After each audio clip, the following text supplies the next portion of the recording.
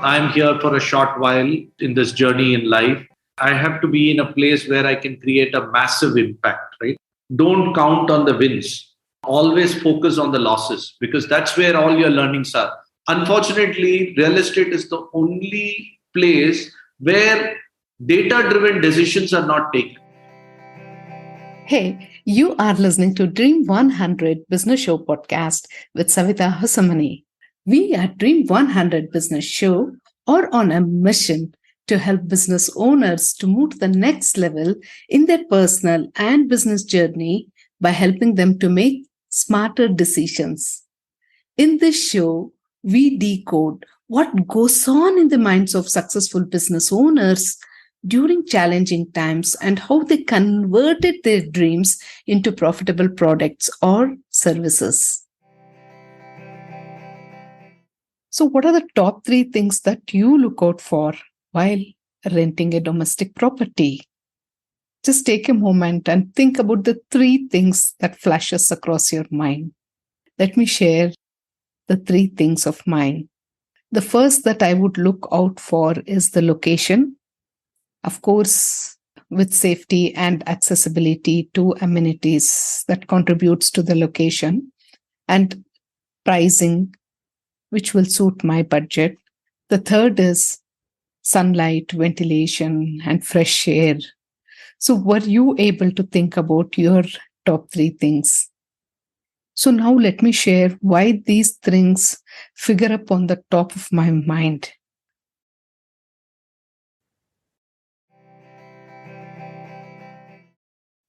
All the things that you need, be it vegetables, transport, that is the public transport, electric stores, doctors, medical stores, schools, just name it. And it was around the corner of my house. So everyone who would come to our house used to point that out, saying that, wow, it's so nice to have everything just round the corner. And I have been listening to it since my childhood days. And at that time, I used to wonder, what's so great about it? Why are people raising such a big hue and cry about things available close to our home? And as days passed, we decided to move out from that house to a rental home. That was when reality hit me, as we had different age groups in our family. And to find a house where major needs had to be met by the majority was not an easy task. We then zeroed out to 4 to 5 important things which had to be met and only then considered that property. It would have been such a blessing if we could get all the details online during those days. But at that point of time, tech was not so advanced. Nowadays, with PropTech innovation, life has become much easier, and one can get all this info online and make a smarter and an affordable decision. So, in today's episode, we talk to Suresh Rangarajan, who is the founder of Co-live. Co-live has brought about a revolution in the rental industry because of its prop tech solutions. So now, first and foremost, let's understand what is Co-live. Co-live is an online marketplace for rental exchange, which means that it enables owners and tenants to discover, connect, and transact digitally through this platform. Blessing, isn't it? So let's dive deep to find out more about the challenges and opportunities in PropTech as we head on to a conversation with Suresh Rangarajan, who is the founder of Co-live. The first question which crosses my mind is understanding how did Co-live happen? And in 2016, I took a break. I went back to college. I went to Yale University in the US to spend almost about 9 months in different in different phases in 2016 to go back to the campus, work with professors to figure out why the shared economy will take off. That thesis was about figuring out why people will rent rather than buy. At least in the age group of 18 to 35, we strongly believe that people will be renting more than buying. And that's what prompted me when I came back. I was so convinced. And these were the times when WeWork was doing extremely well in the US. So I was very convinced that the living also is going to be with shared economy. There was a lot of unorganized, hostels and student accommodation. So I said, here's a great opportunity, both from the investor point of view as well as the tenant point of view, to figure out how we can bridge the gap. And we wanted to be that platform between the owner and the tenant. And when I came back, I mean, the surprising thing was Colive.com was available for $99, right? Oh. I mean, yeah. So we were lucky, right? At that point in time, this industry hadn't evolved, right? I mean, today, I think just the name, we would be able to generate a few $1 million, right? Just selling the domain name. But, that's how life has transformed. People have moved up the pecking order. That's amazing. So now let's move on to the challenge of owning a house as compared to renting a house. So how did Colive's founder address this challenge? So let's break it up, right? I mean, let's break up a life cycle of a typical individual, right? 0 to 18, you always live with parents. So, that's counted out. And today, children are moving out. I mean, the numbers are astonishing. There are 35 million students in higher education, which is, your PU and above, undergrads and post-graduation, right? Out of which almost 20 million are out of state.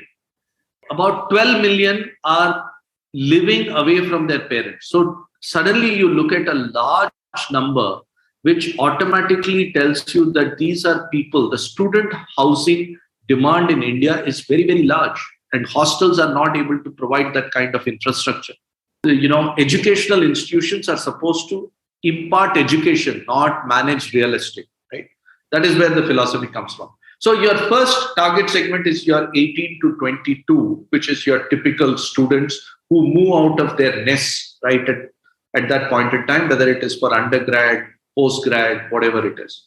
The next target segment is in the metros, 22 to 26. Again, our estimates say that 60% plus people actually end up living outside of their parents when they pick up their first job. So these are the 22 to 26-year-olds picking up their first jobs, living away from their parents. I don't think at that stage in life you are able to afford, or you have the mindset to actually buy an apartment. So I think clearly these two segments are our target segments. The third segment, which is a shift from the earlier one, I had done this analysis earlier.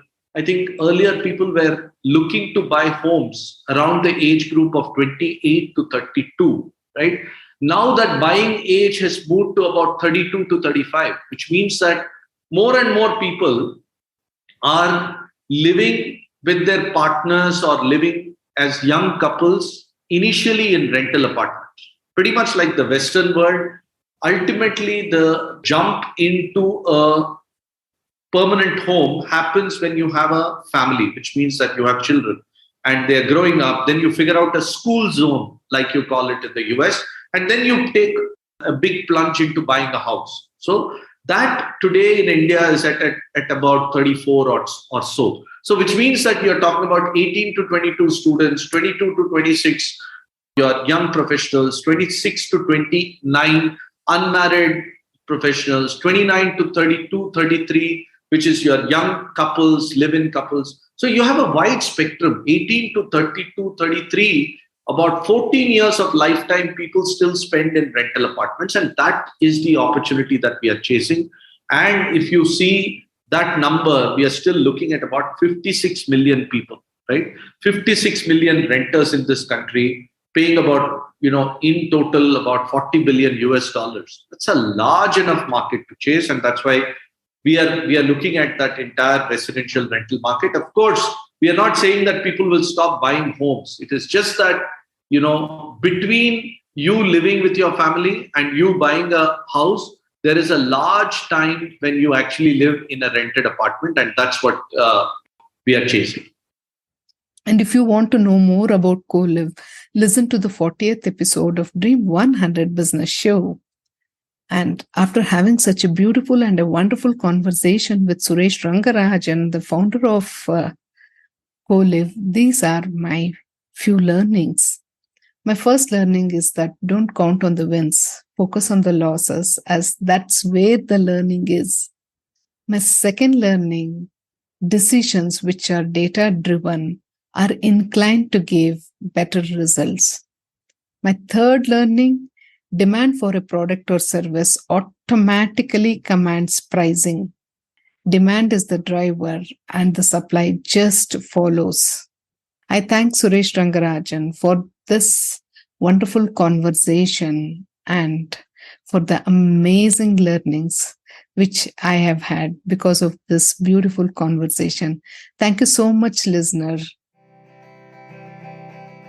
If you are a person who cares about your growth and you feel that it will help any of your friends' growth as well, then do care to share this episode with all the people whom you want to listen, learn, and implement. For real-time interaction with real people, click on the link in the show notes and join the Telegram group to connect and interact with other listeners. We are always waiting to hear from you. Thank you so much for being such a wonderful listener.